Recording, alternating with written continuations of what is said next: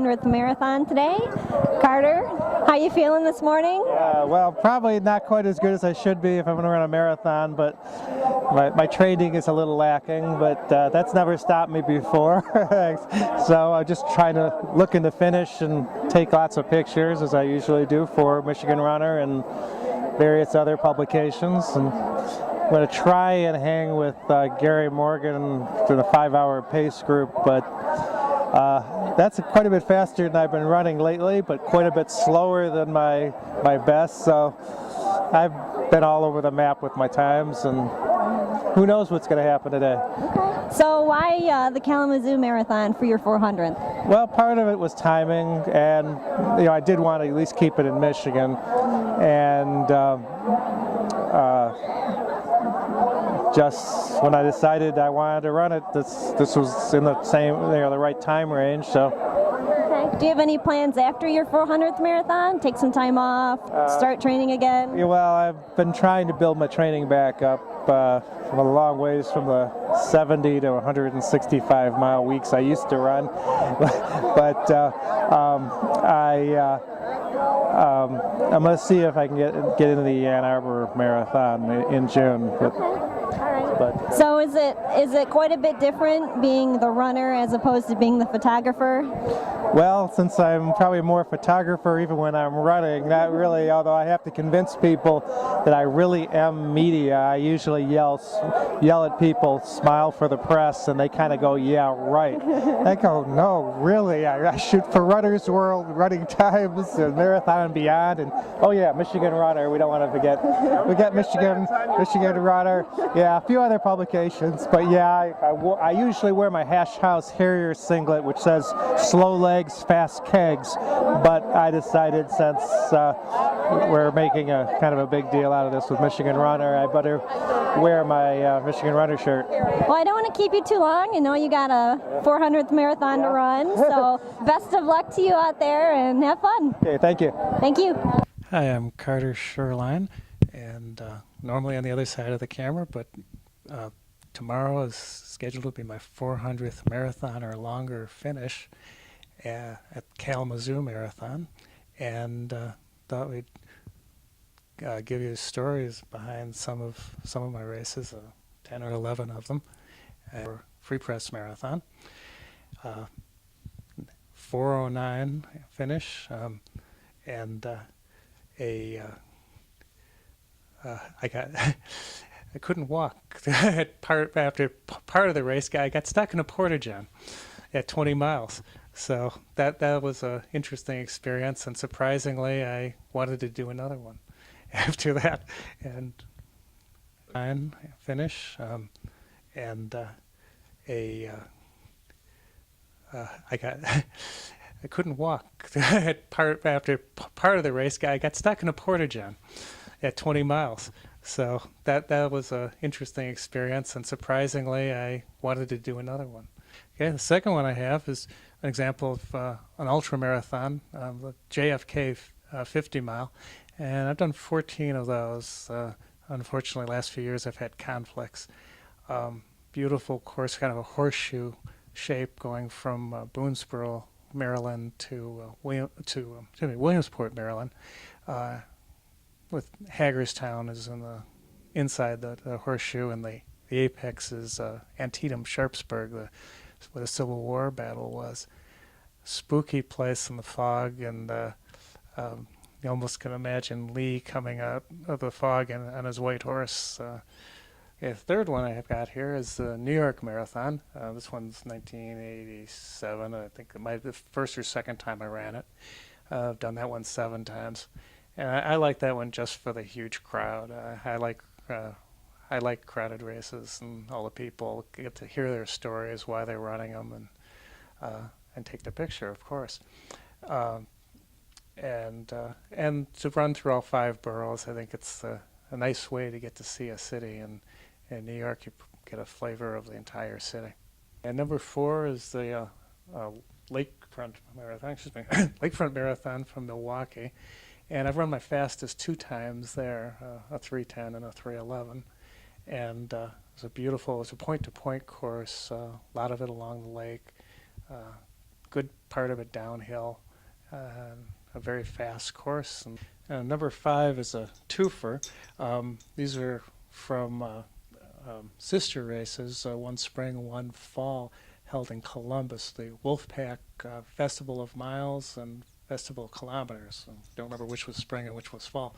But I managed to get third in my age group in each of those for 50, one for 50 mile, one for 50 kilometers. It was just a loop back and forth through a park.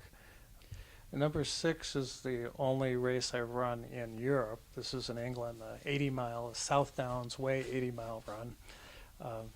Covered 3 shires of England, so I got to see a good chunk of the countryside.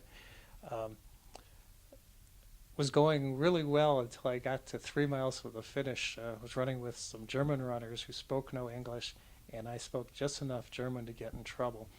And we went off the course. They didn't give you a map, they gave you directions, and you would turn right at the mailbox, turn left here, and turn in the middle of the woods. And it was the longest day of the year, so it was only dark for about 4 hours. But during that time, and right where the directions said, if you get lost, this is where you will get lost, we did. And number 7, I figure I have to include the Boston Marathon. I've only gotten to run it once. It's such a storied history. There's not much I could really say about it.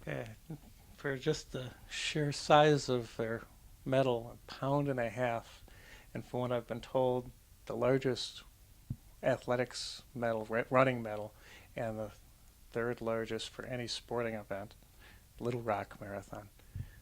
Beautiful course. The race committee was one of the best. This medal, little smaller, so the other end of the spectrum from the Little Rock one. Marine Corps Marathon. I've done Marine Corps 4 or 5 times, but this particular time, first time I carried a camera with me for a marathon, is number 145, and I was planning on taking pictures of the buildings, but it was raining so hard I couldn't see most of the buildings. And it occurred to me, I had heard rumors all fall Oprah Winfrey was going to run a marathon. Every race, she was going to run this one, that one.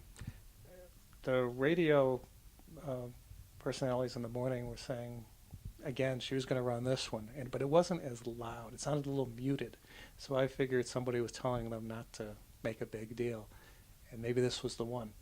So I got to about 8 miles on the course, and there was a clearing up ahead of me. That's got to be her.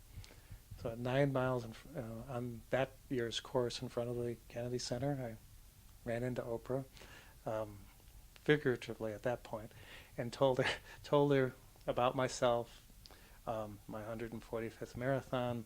When I'm having a bad race, I find someone to help along the way, and that I'm a hash house harrier, and I was looking for the beer, which I was told right at that point. Some local hashers said, well, it's at 18 and 22, and she said that I must be nuts, and that if she had one sip, she'd have to stop. So, to which Amby Burfoot, who was following her to write a story about her, and people's reaction to her goes, well, he is nuts, but it's all true. I can vouch for him. The last one that I selected was the Ultimate Runner. 5 races in one day. They held this for 5 years. I ran 3 of them. I was a volunteer before that.